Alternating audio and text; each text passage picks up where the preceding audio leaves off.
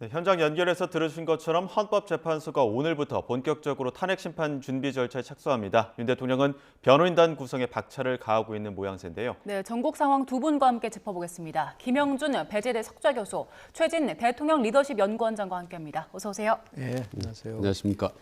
일단은 지금 윤 대통령 탄핵 심판 주심 재판관의 정형식 재판관 지명이 됐고 무작위 추첨이라고는 하는데 유일하게 윤 대통령이 추천한 인물로 알려져서 또 관심이 쏠리고 있거든요. 어떻게 보셨습니까? 윤 대통령이 일단 운이 좋은지는 모르겠습니다만은 6명 중에 보수 성향이 비교적 강했고 예. 또 본인의 어떻게 보면 서울법대 동기가 또 주심으로 선임된 것은 개인적으로는 상당히 좀 내심 힘을 얻었다고 이제 생각을 할지는 모르겠습니다만은 워낙 중대한 사안이고 온 국민의 이제 시선이 집중된 문제이기 때문에 주심이 어떤 판결의 어떤 편향성을 보기는 힘들다고 봅니다. 과거에 박근혜 정부 때 대통령이 탄핵 때도 8명이 이제 전원 만장일치로 탄핵 인용을 했는데 그때도 재판관들의 어떤 정치적 편향성의 논란은 사실 거의 없었습니다. 그러니까 아마 지금도 이번에도 그런 편향성, 개인의 어떤 호불호에 따른 그런 논란은 저는 없을 거라고 보고 없어야 된다고 기대합니다. 예.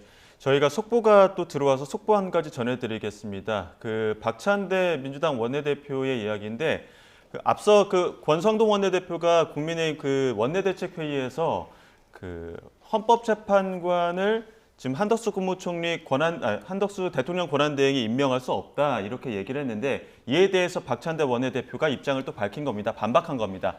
권한대행이 헌법재판관을 임명하지 못한다. 이거는 말장난이라고 이렇게 얘기를 한 건데요.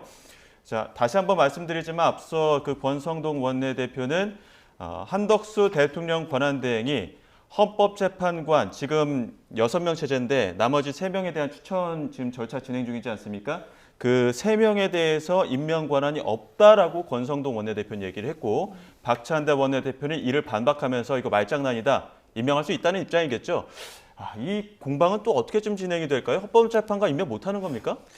대통령 권한 대행에 대한 그 규정이라는 게 아주 상세하게 나와 있지는 않아요. 예. 그러니까 통상적으로 보면은 현상 유지적인 이제 소극적 대응을 해야 되는 게 아니라 제한적 대응을 얘기를 하고 있지만 지금 같은 상황 속에서 특히 이제 6인 체제로 해서 심리해서 나중에 최종적 결론까지 내린다고 했을 때 올 수 있는 후폭풍이 굉장히 대단할 수밖에 없는 거거든요. 그래서 예. 이런 헌법재판소의 9인 체제를 일단 정상화시킨 후에 그러고 나서 심리를 해야 되는 것이 보편적인 상식이라고 얘기를 한다고 한다면 다른 것도 아니고 지금 이제 국회 추천 몫이지 않습니까? 예. 그래서 아마 한덕수 권한대행이 이 부분에 대해서 거부한다든지 하지 않는다 그렇게 하지는 어려울 것 같습니다. 그래서 권성동 원내대표가 얘기한 게 대통령이 권리 상태가 아닌 직무정지 상태이기 때문에 탄핵 심판 결정 전까지는 헌법재판관을 임명할 수 없다는 주장인데 그러니까 권리랑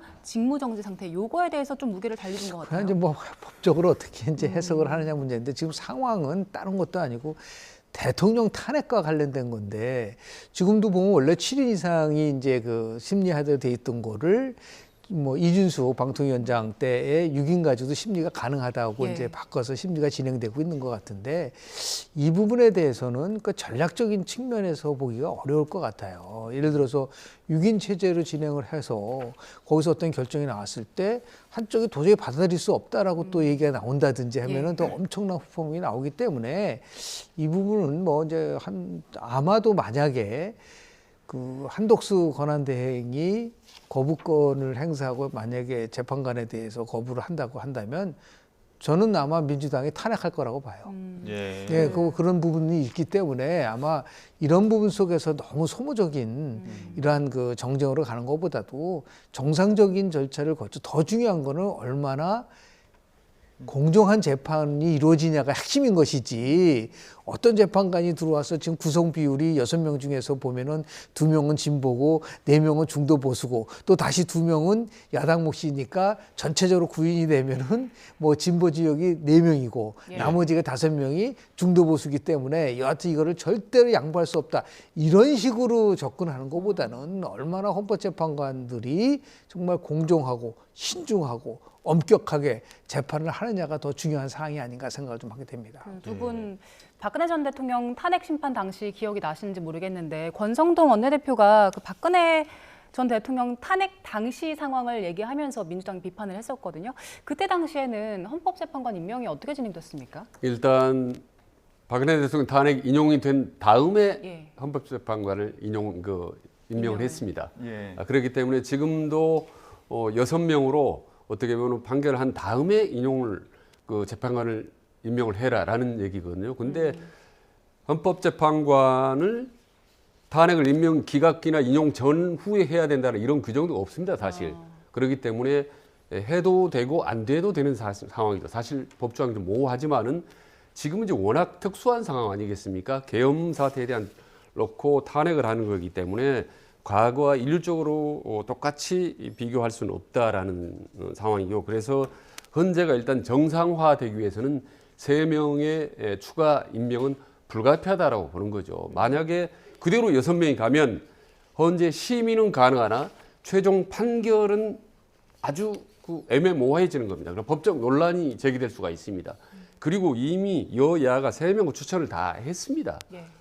여당도 했고 야당도 각각 했거든요. 예. 그래서 지금 어떻게 보면 인사청문회만 남겨놓고 있는 상태에서 갑자기 이거는 안 된다라는 거는 참 아주 민심하고 동떨어진 거죠. 그래서 예. 아직도 우리 국민의힘이 탄핵이나 계엄에 대해서는 승복을 하지 않고 이 부분에서 계속 정치적인 투쟁 내지는 저항을 하고 있지 않나라고 국민에게 비칠 수 있기 때문에 참 조금 바람직하지 못하다. 예. 빨리 신속하게 여야 간에 협의를 거쳐서 3명을 빨리 임명을 하는 것이 국민을 위해서나 대한민국 헌정의 공백 정상을 위해서 바람직하다고 봅니다. 그 정치적 투쟁이라는 입장은 어떤 2016년도 당시에는 이제 헌재 소장이 공석이었지 않습니까? 예. 근데 결국은 임명을 못했어요. 근데 그때는 이제 8인 체제로 운영이 되기 때문에 예. 7인 이상이 이제 심리도 하고 결론을 내린 경우는 그렇게 큰 문제가 안 되지만 지금은 6인 체제이기 때문에 엄격하게 얘기하면은 7인 이상이 이제 심리를 하게끔 돼 있은 거를 이제 지금 헌재에서 6인도 가능하다고 얘기를 한 거 아니겠습니까? 예. 이제 예. 그게 논란의 소지가 있을 수 있는 분이 있을 수 있거든요. 그래서 최소한도 정상화시킬 수 있다고 한다면 빨리 정상화를 시킨 다음에 그리고 이제 재판을 이제 신속하게 진행하는 그런 절차를 거칠 수밖에 없는 구조가 아닌가. 이걸 가지고 계속해서 아무리 뭐 여야 원내대표가 대표라고 하더라도 법리적인 부분에 대해서는 뭐 확정적으로 누가 옳다 그러다 얘기할 수는 없는 거잖아요. 그런데 최소한의 정치적인 나름대로의 불안정성을 해소시키기 위한 것이 있다고 한다면 저는 뭐 한덕수 권한대행이 고민을 많이 하겠지만은 구인 체제로 정상화시키는 쪽으로 방향을 틀지 않을까라는 생각을 좀 하게 됩니다. 이걸 정치적인 유불리로 따져봤을 때는 어떨까요? 국민의힘 입장에서는 일단은 헌재 판단을 최대한 미뤄두자 이런 입장이었지 않습니까? 네. 그런데 지금 재판관 임명을 반대하면 6명이 되고 6명이면 내년 4월까지는 결론이 나야 되는 상황인 건데 왜 권성동 원내대표는 한덕수 권한대행의 그 헌법재판관 임명을 반대하는 겁니까? 저는 헌법재판관 임명 반대가 아니라 지연 전략이라고 봅니다. 반대를 하게 되면은 다시 또 협의를 해야 되고 복잡하게 시간이 하면서 끌리지 않겠습니까? 그래서 최대한 이 재판을 연내 임명이 안 되게끔. 연기하고 하는 그런 뭐 전략적인 어떤 카드라고 저는 봅니다. 예. 결국은 3명을 인용을 하지 않을 수가 없을 겁니다. 네. 지연 전략이란 말씀 주셨는데 사실 이제 국민들은 빨리 판단이 나오길 기다리고 있는 국민들이 또 많고 그런 상황인데 여의도와 광화문을 향했던 국민의 목소리가 이제는 헌법재판소로 네. 향하는 것 같아요. 그래서 뭐 헌재 앞에는 화환들도 축 늘어서 있고요. 또 헌재 게시판 보면은 굉장히 많은 글들이 올라오고 있거든요. 지금 이런 상황들은 이제 앞으로 어떻게 흘러가게 될까요? 저는 이제 몇 가지 원칙이 좀 준수돼야 된다고 보는데요. 가장 첫 번째는 좀 신속한 재판을 얘기를 많이 하는데 신중한 재판이 돼야 되죠.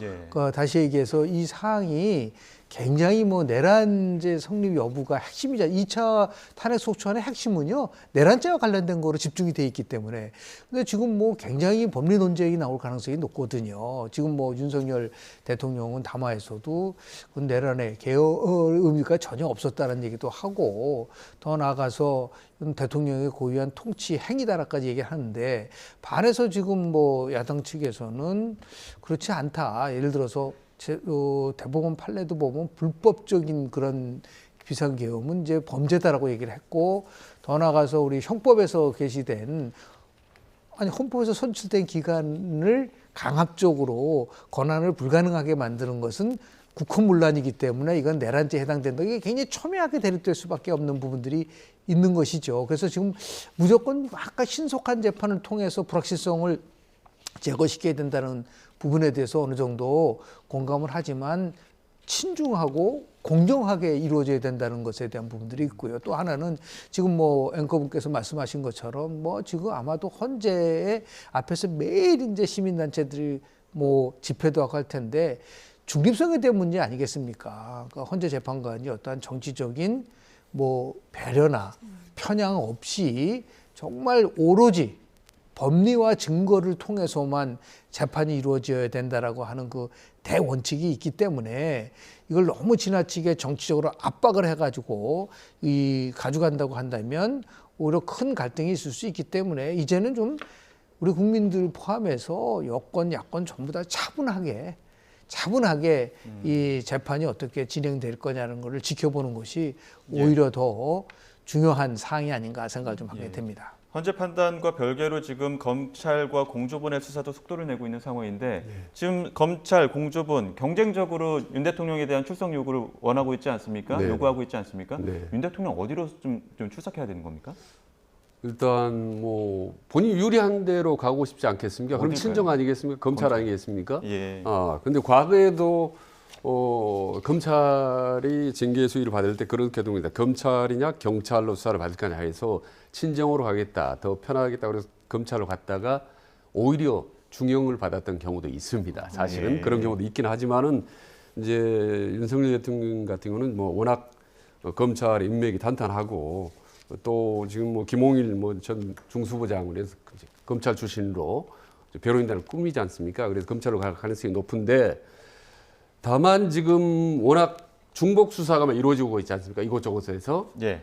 그래서 지금 체포영장도 지금 거부하고 있는 상태 아니겠습니까? 윤석열 대통령이. 예. 그래서 윤석열 대통령 입장에서는 야 이거 중복 수사는 인권 침해이기 때문에 양측에서 그러니까 검찰 특수본이나 공조수사본, 공조본에서 둘이 합의해서 가지고 와라라고 검찰 수사를 계속 소환 조사를 미룰 수가 있습니다.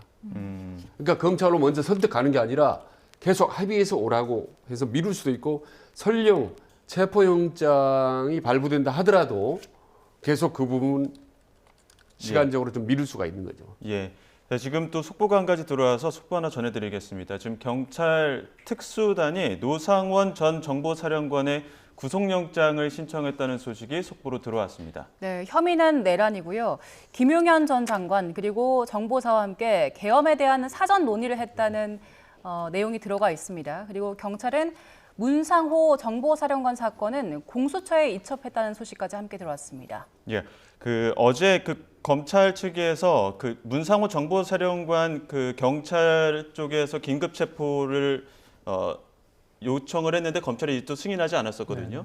네. 이런 부분과 관련해서 지금 경찰 측에서 향후에 다른 또 대응들이 나온 겁니다. 문상호 정보사령관에 대한 사건을 공수처로 또 이첩을 하게 됐고 노상원 전 정보사령관 같은 경우에는 박근혜 정부 시절의 정보사령관이었고 이번에 어떻게 보면 포고령 작성의 배우가 아니냐, 작성에 가담한 인물이 아니냐 이렇게 되면서 또 중요도가 높아진 주목받는 인물인데 노상원 전 정보사령관 구속영장 신청 이 부분에 대해서는 향후 수사가 어떻게 좀 진행이 될까요?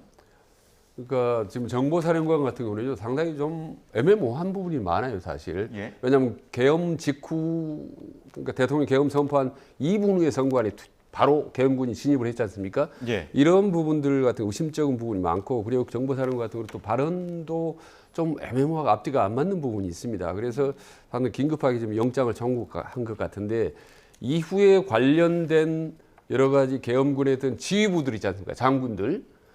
우리 자백이라든지 양심선언이나 진술 이런 부분들을 지금 곧이곧대로 믿기에는 여러 가지 앞뒤가 맞지 않고 또 새로운 사실들이 나오고 있습니다.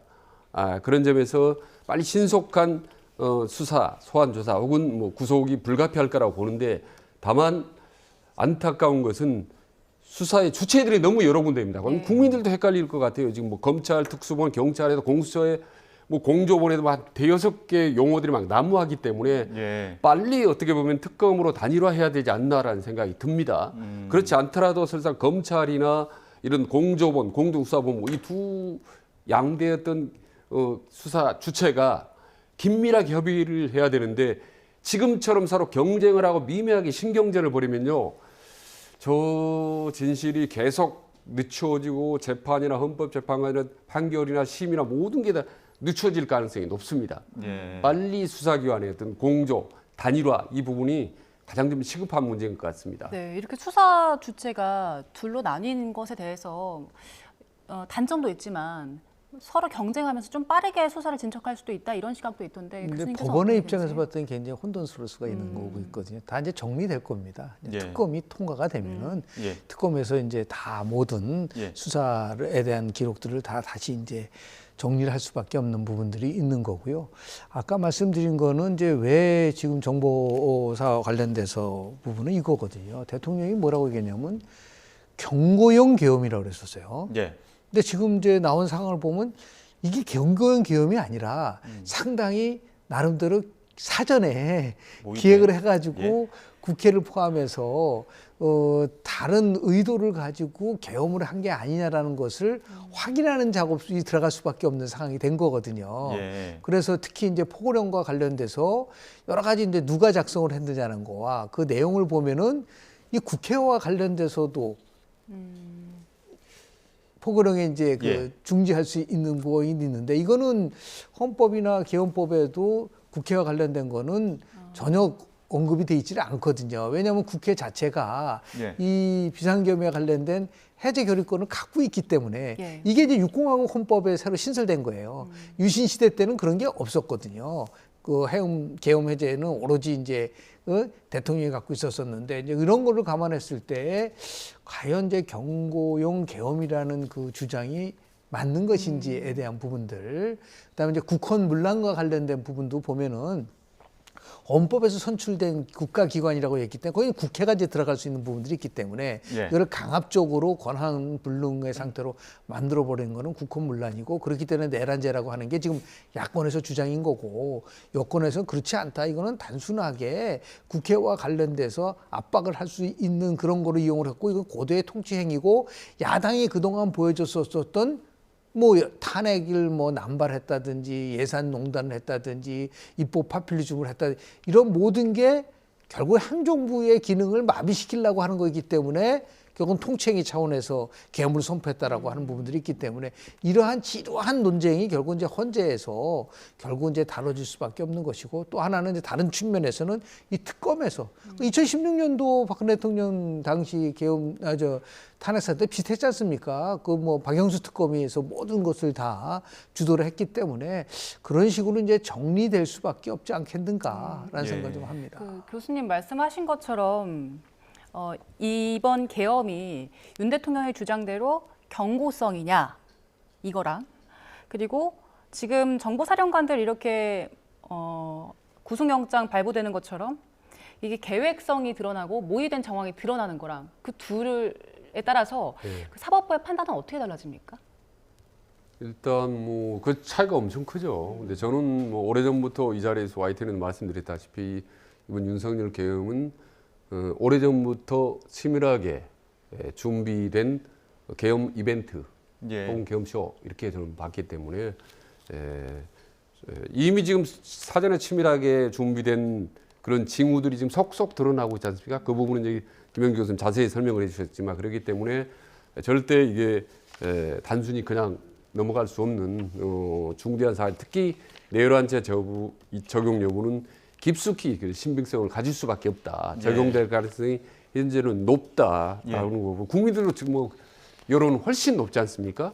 그래서 전방위로 지금 압박이 들어가고 있고 윤 대통령으로서는 상당히 힘든 상황인데도 불구하고 이제 친윤의 대응을 보면 국민힘 친윤계의 대응을 보면은 이제 이런 방금 말씀드린 민심이라든지 최근에 군 장성들 계엄군들이 얘기하는 어떤 징후들 속속 드러나고 있는 어떤 준비된 어떤 계엄 이런 부분에 대해서는 전혀 동떨어진 주장을 하고 있기 때문에 저는 앞으로 상황들이 좀 자꾸 꼬이고 길어지고 국민의힘은 점점 더 힘들어지겠다라는 생각을 갖게 됩니다. 재차 전해드리지만 지금 노상원 전 정보사령관에 대한 구속영장은 발부되진 않았고 지금 신청이 됐기 때문에 발부 여부는 좀 주목되는 상황인 것 같고요. 문상호 정보사령관 같은 경우에는 어제 검경이 긴급 체포를 두고 불승인하기 때문에 이 경찰에서는 다시 한번 신속한 그러니까 석방이 됐죠. 그러니까 신속한 신병 처리를 위해서 공수처 이첩했다는 소식을 다시 한번 전해드리고요. 정치권 얘기 한번 해보겠습니다. 한동훈 대표 어제 사퇴했습니다. 향후 어떻게 좀 행보를 보일까요? 뭐 실제로 어느 정도는 이제 예고된 건데요. 예를 들어서 한동훈 대표가 갖고 있는 이제 리더십에 대해서 실은 지금 이제 국민의힘에서는 그 부분에 대한 거부를 한 거잖아요. 그래서 뭐 혹자는 이렇게 얘기를 하더라고요.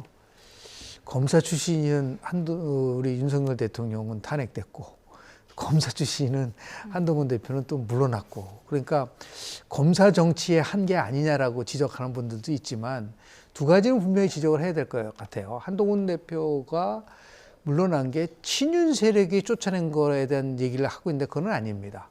왜냐하면 친한이라고 분류됐었던 최고위원 2명이 결국은 사퇴를 하면서 지도체제가 붕괴된 거거든요. 장동혁, 진정훈 그렇습니다. 그렇기 때문에 이걸 무조건 친윤이 쫓아냈다고 얘기한다는 거는 조금 맞지 않는다라는 말씀을 좀 드리고 싶고요. 두 번째는 이제 한동훈 대표가 보통 우리가 평가를 할 때 지도자를 평가를 할 때 두 가지를 굉장히 강조를 해요. 미국에서는 첫 번째는 능력이라는 거, 컴피턴스와 그다음에 진정성이라는 인테그리티 두 가지를 얘기를 하는데 진정성은 있었던 것 같아요. 자신의 소신과 신념을 가지고 정치를 하겠다라는 부분이 있는데 이런 정치를 이끌어가는 능력에서는 아직까지도 상당히 부족한 면을 보여준 게 아니냐. 그러니까 지금 오바마 대통령도 실은 한국의 개헌과 관련된 얘기를 하면서 아주 중요한 얘기를 했어요. 민주주의에서 가장 중요한 거는 포용성이다. 다양성이라는 부분인데 그 포용성과 다양성 면에서 그러한 정치 경험과 더 나가서 친윤 모아서 친한 이렇게 품어낼 수 있는 리더십에서는 아직까지 한계를 보여준 게 아니냐라고 하는 그런 지적들이 이제 많을 수밖에 없는 거고요. 이걸 통해서 이제 본인 스스로가 이제 뭐 많은 성찰을 할 수밖에 없는 것이고 그리고 이제 하나 기자들이 물어봤을 때 탄핵에 대해서 결코 후회하지 않는다라는 얘기를 계속 반복적으로 얘기를 했기 때문에 그런 면에서는 이제 얼마만큼 특히 이제 보수계층이라든지 아마 중도계층과 보수계층이 평가하는 한동훈의 리더십은 좀 평가가 다를 거라고 좀 봐요. 그러나 여전히 이 보수가 주축이 된 이 국민의힘 내부 쪽으로 해서는 그 절대적인 나름대로 리더십을 발휘하는 데 있어서 한계를 보여줬다라고 평가받을 수밖에 없어 봅니다. 한동훈 전 대표가 어제 사퇴하고 친한계 의원들과 만찬 회동을 하면서 쉬면서 성찰하겠다 이런 얘기를 했다고 하고요. 또 어제 사퇴 기자회견을 한 뒤에 지지자들 향해서는 포기하지 않겠다라는 얘기를 했거든요. 어제 사퇴를 했는데 벌써 조기 대선 전국에 오면 다시 등판할 가능성이 있다 이런 얘기도 나오더라고요. 네, 뭐 그건 너무 당연하다고 봅니다. 저는 뭐 다시 등판할 가능성은 거의 뭐 70% 이상이라고 보는 거고. 다만 국민의힘의 대표가 되려면 경선을 거쳐야 되지 않습니까? 후보가 되려면. 근데 그 가능성은 매우 현재로서 매우 낮다고 보는 거죠. 사실. 왜냐하면 친윤이 지금 당을 장악하고 있는 상태에서 당을 어떻게 다시 후보가 될 수 있나. 대표 때는 63%라는 높은 지지율로 됐지만 다시 당의 후보로 나설 경우에 그 가능성은 전보다는 훨씬 낮아졌다. 이번에 지금 친환계하고 만찬운동 했지 않습니까? 네. 근데 10명 정도 모였더라고요. 네. 원래 친환계하면 20명 아니겠습니까? 그 절반 정도로 줄어들었고 예. 그리고 명단을 보니까 장동혁 진정호 최고위원 안 했던 갔어요. 분도 빠졌더라고요. 네. 예. 그래서 한동훈 세력이 많이 약화됐구나라고 이제 보면서 그러나 여전히 한동훈의 유용성, 효용성은 있다고 보는 거죠. 저는 지난 5개월 동안 한동훈 리더십을 한마디로 평가한다면 저는 07과삼이라고 봅니다. 그러니까 잘한 게 한 7가지, 네. 못한 게 한 3가지라고 저는 보는 거죠.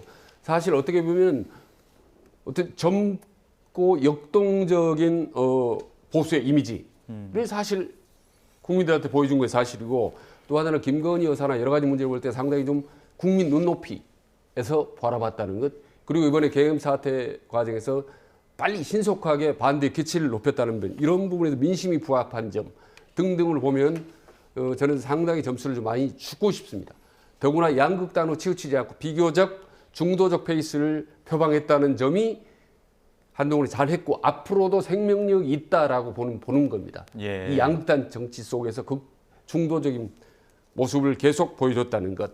이게 이제 잘한 게 7가지라 못했던 거는 그래도 어찌됐든 윤한 갈등의 원인이 윤석열 대통령한테 상당히 있다 하더라도 이 부분에 대해서 풀지 못했다는 거예요. 그리고 친한계 20여 명 남짓인데 그걸조차도 똘똘 뭉치지 못했다는 건 본인의 정치력이나 이런 게 한계가 있었다고 보는 거죠. 그리고 이런 정치력을 떠나서 5개월 동안에 한동훈 하면 퍼뜩 떠오르는 어떤 브랜드? 무슨 업적? 이런 거 없지 않습니까? 그런 점에서 아직도 정치적 역량이 좀 미흡하다. 그래서 지금 한동훈 위기 속에서 지금까지 본인의 어떤 한계 이런 부분들을 냉철하게 서로 분석을 하고 그럼 모든 걸 내려놓고 처음에 당에 왔을 때 그 각오로 새로 시작한다. 예. 그리고 나는 이제부터 검사가 아니다. 예. 이제는 새로운 당원의 한 사람으로서 배구정군한다. 라는 각오로 중도 페이스를, 중도 깃발을 들면 저는 이번 대선 과정에서 중요한 역할을 할 수 있다고 봅니다. 대통령이 될지 안 될지 그 부분은 차치하고라도 예. 일단 중요한 페이스메이커, 레이든 킹메이커 역할을 할 수 있다고 봅니다. 예. 이쯤에서 떠오르는 인물이 있죠. 이준석 의원. 네. 한동훈 대표 떠나는 모습 보면서 기시감이 든다. 나도 겪어봤다. 그리고 언젠가는 한동훈 전 대표 만날 수도 있을 것 같다. 이런 얘기했는데 협력 가능성은 어떻게 보십니까? 정치야 뭐 언제든지 뭐 연대를 할 수 있는 그런 상황인데요. 예. 이준석 의원이나 한동훈 전 대표가 성찰을 하면서 가져야 될 가장 중요한 자질 덕목이 필요해요. 그게 뭐냐면 설득력입니다. 예. 그러니까 정치는 설득이다. 그런데 한동훈 대표가 실은 그 의총에서 탄핵 가결의 의총에서 보여준 메시지가 예. 상당히 그 의원들에게 반감을 가져갔어요. 예를 들어서 예. 왜 당론을 따르지 않느냐 당대표가 그랬을 때 투표를 나는 안 했다. 투표는 당신들이 한 거고 내가 언제 뭐 계엄을 했냐. 계엄을 막았지. 예. 이런 부분들. 이게 굉장히 격앙되게 반응을 했다는 거거든요. 그걸 듣고 지금 예를 들어서 친한계라고 하는 장동혁 의원과 진정호 의원도 사퇴를 했다는 것이 있는 거거든요. 예. 이게 바로 대국민 설득에 실패를 한 거고 또 하나는 정말 뭐 벼랑간 대통령이 담화를 발표했다 하더라도 그건 대란을 자백한 거라든지 아니면 뭐 대통령에 대한 징계를 위해서 윤리위원회를 소집했다든지 이런 부분들이 상당히 설득력 면에서 떨어질 수밖에 없는 거고 정치는 머리로 하는 게 아니라 가슴으로 하는 겁니다. 그건 이준석 대표도 의원도 그런 부분에 대해서 말을 잘한다고 정치를 잘하는 게 아니에요. 예. 얼마나 많은 사람들한테 공감을 줄 수 있는 메시지를 주고 같이 함께 할 수 있다는 거. 정치는 머리로 하는 게 아니라 가슴으로 하고 혼자 하는 게 아니라 같이 하는 거고 사익을 추구하는 게 아니라 고객을 추구하는 거거든요. 이 세 가지 부분이 결여가 되면은 예. 결국은 이제 비판받고 자꾸만 제가 쫓겨났다고 이만 얘기를 하고 있는데 왜 쫓겨났는지에 대한 부분들의 성찰도 같이 있어야 되죠. 예. 그래야지 이제 차기에 또 뭐 지금 아직까지 다들 나이가 어리잖아요. 우리 한동훈 대표는 73년생이고 그리고 뭐 이준석 의원 같은 경우는 이제 아직까지도 40살이 되고 있지를 않고 있기 예. 때문에 얼마든지 충분한 나름대로의 잠재력을 갖고 있다 하더라도 나이가 어리다고 해서 젊고 영동력 있는 게 아니에요. 국민들이 체감할 수 있는 성과를 만들어내고 그리고 국민들에게 뭔가 꿈과 비전을 줄 수 있는 그러한 것들을 가져가지 모든 것을 전략적인 면에서만 평가를 한다고 한다면 예. 어느 순간 가면은 또 국민들로부터 나름대로 비판을 있을 수 있는 부분들이 있기 때문에 저는 그래서 한동훈 대표의 가장 큰 패착은 이번에 뭐 예를 들어서 탄핵에 대한 찬성을 한 거가 패착이라고 얘기를 많이 하지만 총선 책임 끝나고 나서 바로 당대표로 온 것이 가장 잘못된 겁니다. 예. 정치는 책임이에요. 한 제가 볼 때 그때 좀 약간 바깥에 나가서 예. 우리가 왜 총선에서 실패했는지를 감안을 하고 나서 했다면 지금 만약에 바깥에 썼다고 했으면은 상황이 완전히 바뀌죠. 그때는 오히려 한동훈 우리 비상대책위원장이 빨리 복귀돼야 된다는 게 아마 굉장히 많았을 거지만 이런 면에서 보면 아직까지 이제 정치적인 면에 있어서 예. 상당히 더 많은 학습을 해야 되는 그런 순간이 아닌가 하는 생각을 합니다. 근데 예, 지금 한동훈과 이준석의 어떤 공통 분모 예. 그리고 어떤 잠재력을 하나만 꼽는다면 저는 조금 전에 말씀드린 중도론자라고 봅니다. 예. 최근 들어서 보면요, 국민힘 내부에서 중도론자들이 안철수라든지 혹은 오세훈, 유승민 이런 사람들 중도론자 아니겠습니까? 그래서 만약에 중도 성향이 강한 국민의 내부의 중진들, 그다음 외부에 있는 중진들이 똘똘 뭉쳐서 친윤을 중심으로 한 강성 보수대, 그리고 중도파, 그리고 나아가서 야권의 어떤 강성 진보 이렇게 3구도로 간다면 이번 대선 구도는 판이 전체적으로 달라질 수가 있다고 봅니다. 거기다가 중도론자들이 서로 내부적으로 잘 협의를 해서 단일 후보를 내세운다면 저는 상당히 폭발력을 가질 수 있다고 봅니다. 지금 야권에도 보면은 김동연 경기도지사나 김부겸 전 의원 같은 건 사실은 중도론자거든요. 그리고 어떻게 보면 오늘날 이 계엄 사태라는 탄핵 사태를 이 어지러운 최악의 상황이 양극단 정치의 산물 아니었습니까? 계속 지금 다음 대선에 누가 되든지 간에 이대로 가면 계속 양극단으로 갈 수가 있습니다. 계속 부딪히면서. 그렇다면 이번 차제에 정치판 전체가 한번 변할 필요가 있다. 그 유일한 방법은 중도론자들이 깃발을 들고 하나로 뭉치고 국민들께서도 냉철함을 갖고 사실 중도적인 성향을 더 분출을 한다면 예. 이 대한민국이 좀 더 극단의 정치를 좀 최소화할 수 있지 않겠느냐. 예. 그러니까 이것도 저것도 아닌 중도가 아니라 강력한 중도죠. 중도 영어로 원래는 센터 아니겠습니까? 레프트 라이트가 좌파 우파라면 센터입니다. 중심. 그래서 이번 계엄 사태, 탄핵 사태를 계기해서 대한민국 국민들이나 정치인들 말이죠.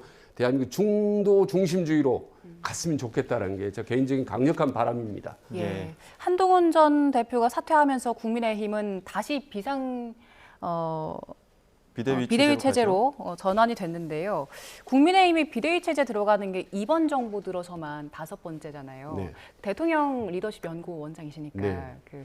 이게 뭐가 문제인 겁니까? 당 리더십이 계속해서 이렇게 붕괴되는 게 당의 문제가 있는 겁니까? 아니면 대통령의 문제가 있는 겁니까? 일단 대통령 중심제에서는 대통령 문제일 수밖에 없습니다. 그리고 대통령 제도 문제가 아니라 사실 대통령의 멘탈의 문제입니다.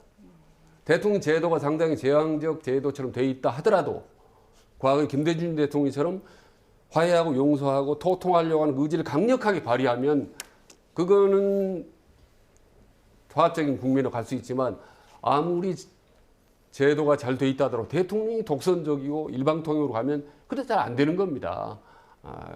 그래서 우리 국민들께서 이제 다음 대통령을 뽑을 때는 반드시 그 자질을 봐야 되는 거예요. 자질.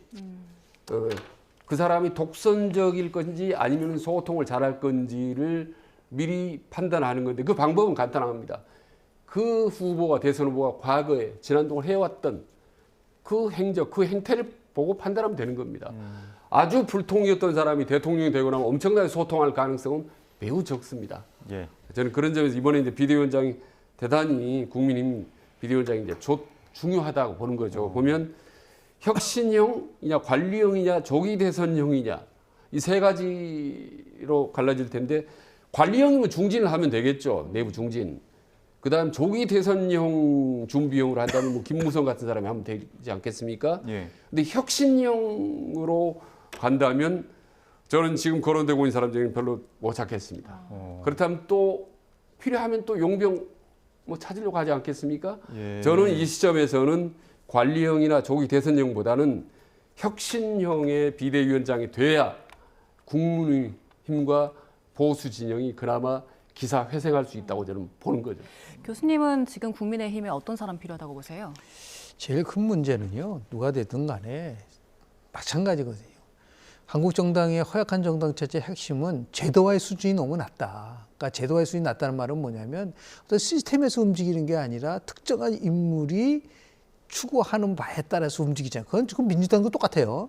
대통령이 집권당을 수직 통치하려고 하기 때문에 생겼었던 부분들이 많단 말이에요. 그렇다고 한다면 정당을 어떻게 정상화시켜 줄 수 있을 것이냐라는 문제인데 그러다 보니까 이제 혁신이라는 말도 나오게 되고 지금 뭐 조기 대선에 대한 문제도 나오고 있는 상태에서 지금 원내냐 원외냐 문제를 가지고서 여러 가지 이제 설왕설래를 하고 있는 부분들이 있거든요. 그래서 뭐 제가 볼 때는 저 비대위 체제가 과연 언제까지 갈 수 있을 것이냐. 조기 대선이 된다면 조기 대선까지 치르는 아마 비대위원장이 될 수밖에 없는 상황으로 갈 가능성이 굉장히 높기 때문에 이제 정치적인 경륜이 아마 제일 중요한 잣대라고 봐요. 예. 거기에 더불어서 지금 얘기하는 뭐 혁신의 이미지를 갖고 있는 분들 이런 분들이 이제 같이 함께 이제 갈 수밖에 없는 거고요. 예. 또 하나는 우리 정치의 가장 큰 문제는 비대위원장이 모든 걸 다 할 수 있다는 그 자체가 잘못된 거라는 거예요. 예.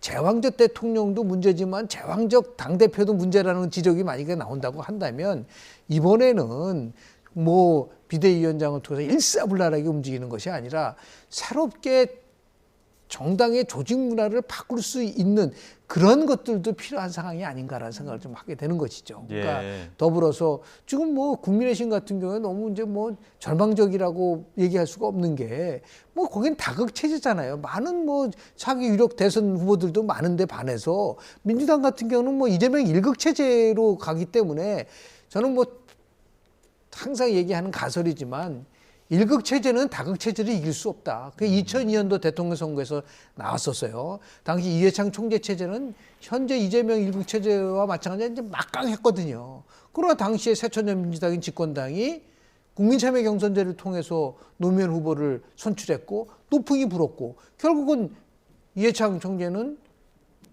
그 막강한 힘을 갖고 있었지만은 실패했어요. 그러니까 이재명 대표도 제2의 이해창이 되지 않으려면 민주당도 다양성과 포용성과 자율성을 갖고 변화시켜 준 거와 마찬가지로 국민의힘도 그러한 새로운 기운을 통해서 뭔가 변화되는 모습들을 보여줘야 되지 않겠는가라는 생각을 저는 개인적으로 합니다. 지금 화면에 나오는 뭐 이름들이 나오지 않습니까? 뭐 권영세, 나경원, 뭐 원희룡, 김무성. 근데 과연 저분 중에 누가 국민의힘이 새롭게 변화하려고 하는구나. 이번 계엄 탄핵 사태에 상당히 성찰하는구나라고 생각하는 사람이 누가 있습니까? 저는 없다고 보는 거고 그래서 결국은 권성동 친윤계가 당을 장악했고 이후 비대위 체제도 완전 이른바 친윤판으로 가는구나. 저렇게 되면 당심은 완벽하게 장악을 했을지 몰라도 그럴수록 민심으로부터는 점점 한참 떨어지는구나. 그렇다면 그런 생각을 해보면 솔직히 혹시 조기 대선에 대비하고 준비하는 게 아니라 오히려 그건 좀 포기하고 다른 당권 이후의 지방선거나 이후 자기를 모색하지 않나. 좀 그런 생각이 들 정도로 지금 민심하고는 달리 가는 거죠. 쇄신과는 거리가 먼 그런 지금 당의 움직임을 보면서 아직도 계엄 사태나 탄핵이 전혀 끝나지 않은 것 같다라는 생각이 듭니다. 여전히 법적으로는 끝났지만 정치적인 탄핵은 공방은 지금도 계속되고 있다는 생각이 듭니다. 예. 자, 한덕수 권한대행이 직접 주재한 국무회의 또 오늘 정부 서울청사에서 진행이 됐는데 지금 첫 외부 공개 일정으로 그 민생 생기 주력하기도 했었고요. 또 민주당이 여야정 협의체, 국정 현안 그 협의체를 또 제안하기도 하지 않았습니까? 내일 권성동 원내대표랑 이재명 대표 만난다고 하는데 이 부분과 관련해서 좀 논의가 있을까요? 거의 의례적인 만남이겠죠. 왜냐하면 뭐 당장 권성동 지금 원내대표 같은 경우는 뭐 국정협의체 관련 자체에 대해서 거부하지 않습니까? 그러니까 처음부터 이게 한독수 권한대행이 얘기했으면 참 좋았을 것 같아요. 예. 그러니까 예를 들어서 우리 지금 위기니까 같이 함께 여야가 끌고 가자라고 했으면 좋은데 뭐 이재명 대표가 지금 뭐 제1당은 우리고 지금 국민의힘은 여당이 아니다. 그렇게 얘기를 하고 있으니까 당연히 그 마찰음이 있을 수밖에 없는 부분들이 있을 거고요. 예. 가장 큰 문제는 그 어느 때보다도 특히 이제 경제와 안보와 관련된 상황은 굉장히 위기라고 보는 경우가 많지 않습니까? 이 부분에 대해서 특히 초당적으로 대처를 해야 된다라고 얘기를 하는데 이런 부분이거든요. 지금 민주당 같은 경우는 국정 안정 협의를 얘기를 하면서 실은 의회 내에서는 굉장히 논란이 될 수 있는 법을 막 지금 통과시키고 있지 않습니까? 그러면서 어떻게 국정 안정에 대한 부분들 얘기를 하고 더 이제 그 국민들이 이제 그 이해가 안 되는 부분은 예산을 지금 통과시키고 감액 예산을 통과시킨 지 얼마 됐다고 추경 예산을 편성을 해가지고 뭐 지역 화폐 등등 그럼 마치 지금 뭐 더불어민주당이 모든 걸 다 장악을 하고 간다라고 하는 비판을 받을 수 있는 부분들이 있기 때문에 무엇보다도 지금 이 상황 속에서는요. 한독수 권한대행 체제 쪽에다 힘을 실어주고 흔들어서는 안 된다라는 예. 부분 생각이 좀 듭니다. 예, 앞서 말씀드린 것처럼 한덕수 권한대행이 지금 국무회의를 정부 서울청사에서 진행을 했는데 모두 발언이 있습니다. 한덕수 권한대행의 목소리부터 들어보겠습니다. 지금부터 제56회 국무회의를 시작하겠습니다. 국정을 안정시키기 위해 내각은 혼신의 노력을 다하고 있습니다. 저는 지난 15일 오전 미국 바이든 대통령과 통화했습니다. 대통령 권한대행으로서 앞으로 모든 국정이 철저하게 헌법과 법률에 따라 이루어질 것임을 설명하였으며 한미동맹이 흔들림 없이 유지, 발전될 수 있도록 노력해 갈 것이라는 점을 강조했습니다. 바이든 대통령께서도 한국 민주주의의 회복력을 높이 평가하면서 철통 같은 한미동맹은 여전히 변함이 없으며 한미동맹 및 한미일 협력 강화를 위해 우리와 긴밀히 협력해 나가기로 했습니다. 15일 오후에는 라케마라 한미연합사령관과도 통화하여 현재의 비상 상황에서 한미연합 방위태세에 대한 굳건한 의지를 재확인하고 계획된 연합연습과 훈련을 지속 추진해 나가기로 했습니다. 대한민국이 민주주의와 법치주의의 원칙 속에서 빠르게 안정을 찾아가고 있다는 점을 국제사회에 알리고 우방국과 신뢰를 유지하는 데 계속해서 전력을 다해 나가겠습니다. 정부는 무엇보다 민생경제 회복에 총력을 기울여 나가겠습니다. 다행히 우리 경제는 경제부총리를 중심으로 관계 강요와 한은 총재 등이 적극 노력한 덕분에 금융, 외환시장 등 큰 틀에서 점차 안정화되고 있지만 골목 상권, 중소기업과 소상공인, 자영업자의 어려움은 더욱 가중되고 있습니다. 우선 오늘 국무회의 심의를 통해 확정되는 내년도 예산안이 새해 첫날부터 즉시 집행될 수 있도록 재정당국은 예산 배정을 신속히 마무리해 주시기 바랍니다. 또한 우리 경제가 조기에 활력을 되찾을 수 있도록 국가 재정과 공공기관, 민간 투자 등 가용 재원을 총동원해 내년 상반기에 집중 집행해 주시기 바랍니다. 특히 서민 생계부담 완화, 취약계층 보호 등 사회적 약자에 대한 지원과 소상공인 맞춤형 지원, 첨단 산업 육성 등 대한민국 미래를 위한 경제 활력 확산을 위해 마련된 예산이 속도감 있게 집행될 수 있도록 각별히 신경 써주시기 바랍니다. 일단 서두에 먼저 외교안보 챙긴 부분 네. 강조했고 그 이후로 민생경제 회복에 총력을 다하겠다고 했는데 모두 발언 어떻게 들으셨습니까? 일단 뭐 대응으로서는 뭐 당연히 할 얘기를 한 건데요. 지금 말이 대통령 권한대행이지 사실상 저는 좀 표현이 뭐합니다만은 샌드위치 신세 좀 비슷할 거예요 아마.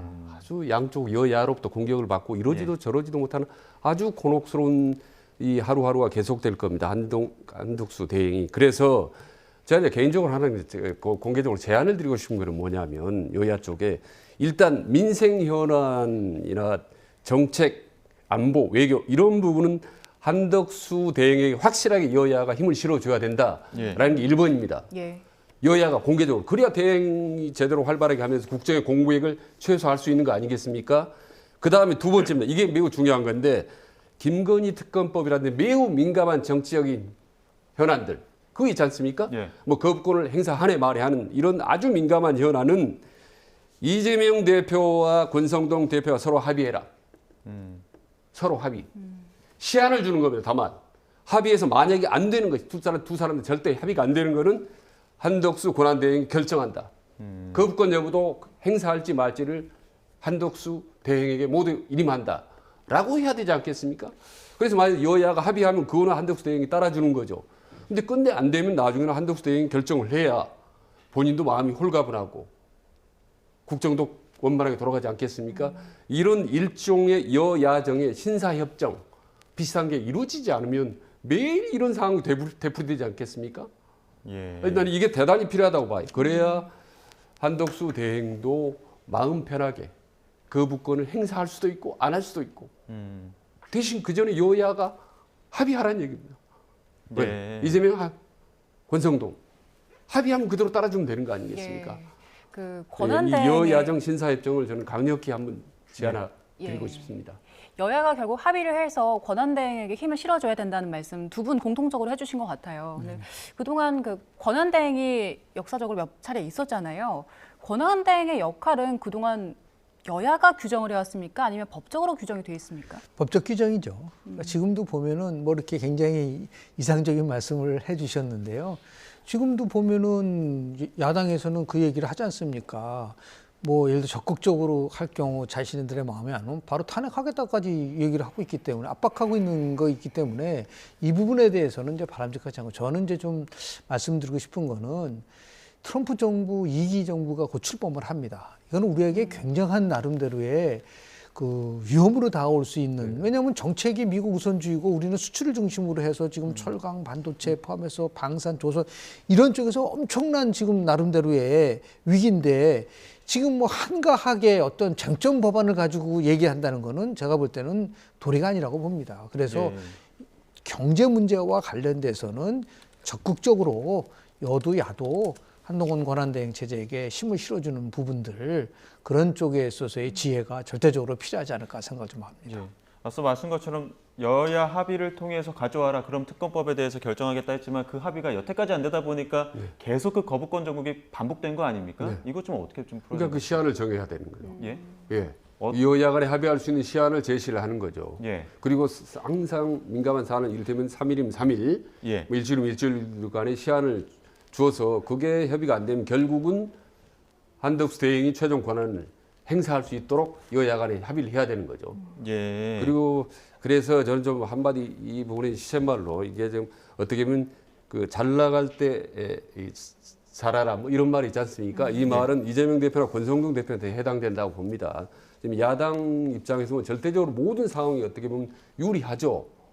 지금 무슨 상황이 오더라도 야당이 집권할 가능성이 높다고 할 만큼 유리한 상황 속에서 더 좀 속도 조절, 템포 조절, 그리고 국가, 국민들을 생각하는 그런 모습을 보여줘야 되는 거고 권성동 대표 역시 대행 역시 친윤계가 완전히 당을 새롭게 장악하게 했지 않습니까? 솔직히 한동훈 대표 쫓아내고 그러면 다시 친윤계 세상에 온 거 아닙니까? 국민의힘에서 그럴수록 친윤계는 또 낮은 자세로 서로 협의를 해야 서로 간에 윈윈할 수 있다라고 봅니다. 그렇지 않으면 이거를 지금 국민들인 이 여야를 냉철하게 예의주시하고 있다고 봅니다. 예. 지금은 탄핵이나 계엄 사태에 예의주시하지만 그러다 어느 시점에 이건 아니다. 여든 야든 할 경우 민심에 또 다른 또 분노가 표출될 수 있다라는 말씀을 드립니다. 국정운영의 주도권은 예. 그 야당이 가져온 거예요. 그런 상황 속에서 권성동 대표가 얘기를 했잖아요. 이재명 대표한테 대통령 노름하지 마라라고 얘기하는 거는 뭐냐면 마치 모든 걸 다 장악한 것처럼 힘으로 밀어붙이면은 역풍이 불 수 있는 거거든요. 그래서 예. 저는 이거를 조정할 수 있는 힘은 저는 국회의장의 힘이 필요하다고 봐요. 예. 국회의장이 이 부분에 대해서 지금 말씀하신 걸 다 조율을 해서 같이 가게 한다고 한다면 훨씬 더 아주 굉장히 원만하게 해결할 수 있는 부분이 있는데 서로 힘자랑을 하게 되면요. 제가 볼 때는 계속해서 피해는 국민들이 볼 수밖에 없다라는 말씀하셨는데 참 우원식 국회의장 같은 경우 이번 과정에 상당히 좀 원만한 조정 역할을 잘했는데 앞으로도 그런 좀 중재 역할 여야 중재 역할을 좀 국회의장이 좀 적극적으로 더 했으면 좋겠다는 생각이 듭니다. 그러니까 내일 만남을 통해서 좀 어떤 얘기 나와야 된다고 보세요? 그 권성동 원내대표랑 이재명 대표 내일 만나지 않습니까? 네네. 근데 탄핵안 그 가결 이후에 보면은 이재명 대표 지금 여야가 어디냐? 여당 없다 이렇게 얘기를 했고 권성동 원내대표는 엄연히 국민의힘은 여전히 집권 여당이다 이렇게 얘기하면서 굉장히 갈등이 첨예했거든요. 예, 그러니까 뭐 똑같이 번호 말하면 민주당은 국정 주도권은 이미 우리 쪽에 넘어왔다라는 것을 상당히 좀 강조하고 그 분위기로 몰고 가려고 할 거고 권성동 대표는 그래도 집권 여당은 여전히 우리다라고 하면서 신경전을 벌일 가능성이 높습니다. 그 핵심은 거부권 행사 여부거든요. 이를테면 일반 특검과 김건희 특검이 거부권 여부가 최대 관심입니다. 그리고 하나 더 붙이면 아까 헌법재판관 임명 여부 이걸 놓고 내일도 아마도 접점이 전혀 보이지 않습니다. 지금 그러나 이후에 양국법까지 해서 지금 특검 행사할 법이 또 6개가 따로 있지 않습니까? 예. 저는 이 모든 걸 한 테이블에 놓고 이른바 빅딜을 하라는 얘기입니다. 이거는 오케이 여기까지 양보할게 여기서는 안 된다라고 해서 서로 전체적인 빅딜을 하지 않으면 계속 답을 찾을 수가 없다. 그 과정 속에서 저는 사전 지금 오늘이라도 국회의장이 중재 역할을 좀 했으면 좋겠다는 생각이 듭니다. 솔직히 말해서 지금 한덕수 권한대행이 중재 역할을 하거나 어느 한쪽으로 단호한 결단을 내리기에는 한계가 너무 많습니다. 예. 그렇다면 뭐 국회의장이 최대한 중립성을 발휘해서 거중조정 역할을 하게 되고 그리고 여야든 특히 민주당 이재명 대표가 모든 주도권을 갖고 유리한 상황이기 때문에 더 양보하고 뭔가 좀 타협하는 협상하는 그런 자세가 가장 필요하다고 봅니다. 과거의 대통령 모든 책임은 윤석열 대통령이지만 지금 어떻게 보면 책임성을 가장 많이 가진 사람은 이재명 대표라고 저는 보는 거죠. 예, 알겠습니다. 여기까지 듣도록 하겠습니다. 지금까지 김형준 배재대 석좌 교수, 최진 대통령 리더십 연구원장과 함께했습니다. 고맙습니다. 네. 고맙습니다. 예.